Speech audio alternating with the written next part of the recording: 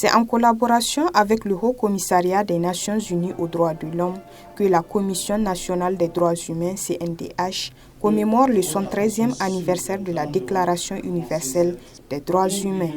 Occasion pour le représentant de la Haute Commissaire des Nations Unies et la représentante de la coordinatrice du système des Nations Unies d'adresser ces messages. Ces 2 dernières années ont tristement illustré le coût intolérable des inégalités croissantes.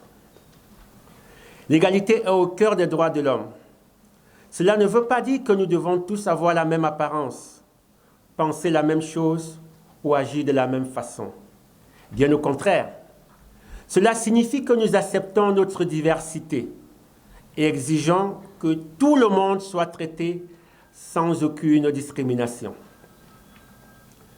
Que peu importe qui nous sommes, qui nous aimons et où nous vivons, nous avons les mêmes chances de vivre dans la dignité et de réaliser nos rêves.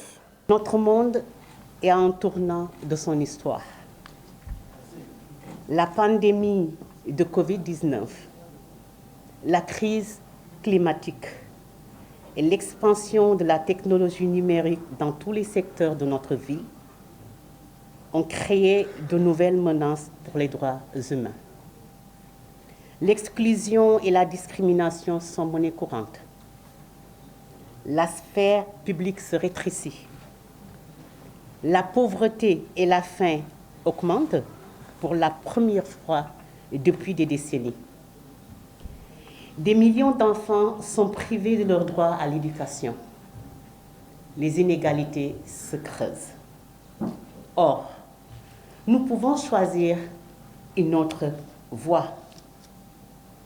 Il y a 73 ans, jour pour jour, l'Assemblée générale des Nations unies adoptait la Déclaration universelle des droits de l'homme.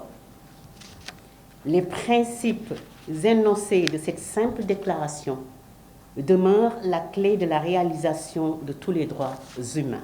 Placé sous le signe « tous humains, tous égaux », ce thème trouve tout son sens pour les États épris de paix et de justice, a indiqué le ministre de la Justice, Garde des Sceaux. Il s'agit là d'une invite à tous les États épris de paix et de justice à identifier toutes les formes de discrimination touchant les populations les plus vulnérables dans nos sociétés, les femmes, les enfants, les personnes handicapées, les minorités ethniques ou religieuses, et à trouver des solutions à même de les atténuer ou de les résorber.